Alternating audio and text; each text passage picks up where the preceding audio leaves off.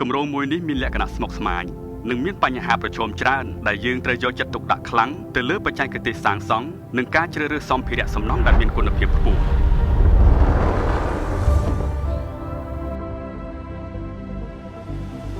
ល្អហ្នឹង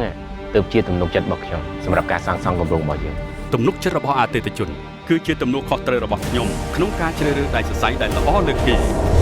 ដែកសរសៃ ISI ផលិតឡើងពីវត្ថុធាតុដើមរ៉ែដែក Iron Ore ដែលបង្កើតទៅជាដែកខេត Billet គុណភាពខ្ពស់ដើម្បីធានាបាននូវដែកសរសៃគុណភាពស្តង់ដារអន្តរជាតិដែកសរសៃ ISI ត្រូវបានឆ្លងកាត់ការធ្វើតេស្តត្រួតពិនិត្យគុណភាពយ៉ាងហ្មត់ចត់ស្របតាមស្តង់ដារ JIS របស់ប្រទេសជប៉ុនដូច្នេះហើយទើបដែកសរសៃ ISI ត្រូវបានជឿជាក់និងជ្រើសរើសសម្រាប់សាងសង់សំណង់អច្ឆរិយៈជាច្រើនក្នុងប្រទេសកម្ពុជាសាងសង់ដោយទំនុកចិត្តសាងសង់ជាមួយដែកសរសៃ ISI